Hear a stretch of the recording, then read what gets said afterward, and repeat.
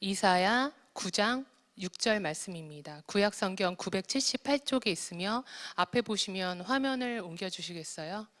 예, 말씀을 저희가 준비했습니다.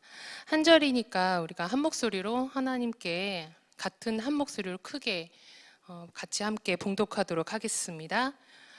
이는 한 아기가 우리에게 낳고 한 아들을 우리에게 주신 바 되었는데 그의 어깨에는 정사를 메었고 그의 이름은 기묘자라 모사라 전능하신 하나님이라 영존하시는 아버지라 평강의 왕이라 할 것임이라.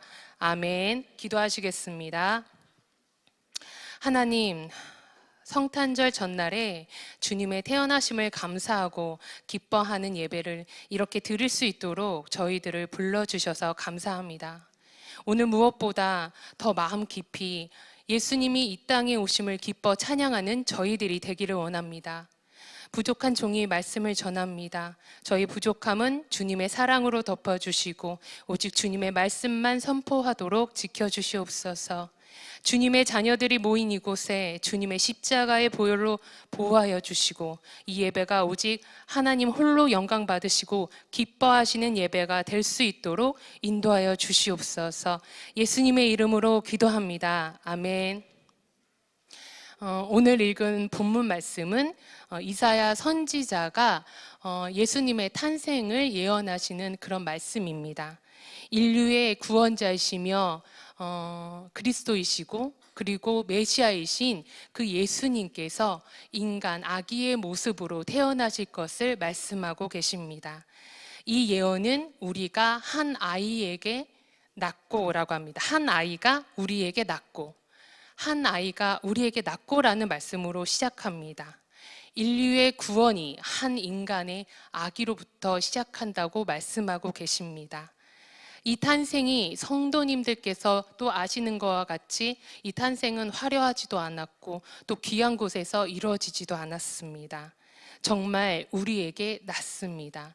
단지 인간이 아니라 너무 완벽하신 신의 모습이지만 신이시지만 우리와 같은 인간의 모습으로 이 땅에 태어나신 것입니다. 세상을 구원해 주실 위대한 메시아는 바로 우리 옆에 우리의 일상 가운데 우리의 삶 속에서 정말 우리와 같이 태어나셨습니다. 이 탄생을 이사야 선지자는 구약을 통해서 예언을 했고 2000년 전에 이미 이루어졌습니다.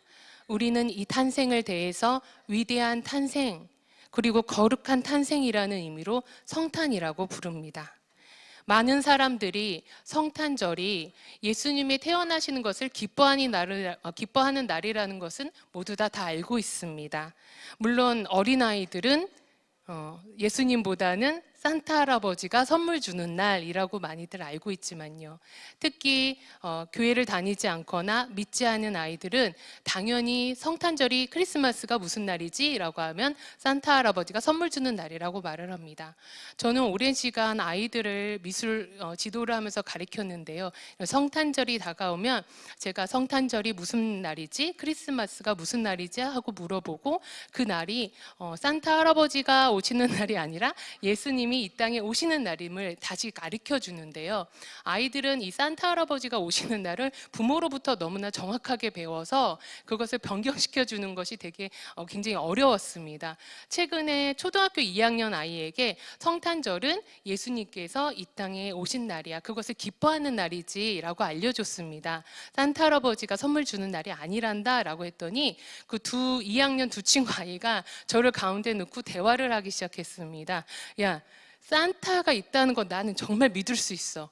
하지만 예수님이 있다는 거는 난 정말 믿을 수가 없어. 라고 진지하게 두 아이가 토론하는 거예요. 그러니까 한 옆에 있는 아이가 아니 나는 그래도 하나님은 계시는 것 같아. 라고 얘기를 했어요. 너무 웃기만 할 수도 없고 약간 씁쓸한 제가 미소를 지으며 이 세상에 예수님은 반드시 계시고 지금도 살아 계시고 2000년 전에 이미 우리에게 오셨단다라고 얘기를 해주면서 바른 성탄절의 의미를 알려주었습니다.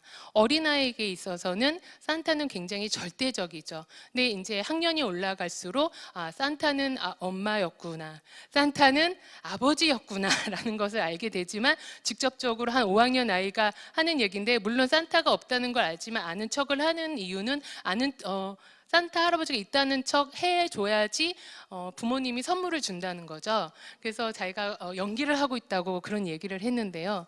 학년이 올라갈수록 이제 아이들은 산타는 없구나, 그리고 예수님이 태어나는 것을 기뻐하는 날이구나라는 것을 알게 됩니다. 그러면서 점점 성장을 하게 되고, 많은 사람들이 크리스마스가 되면 하나님의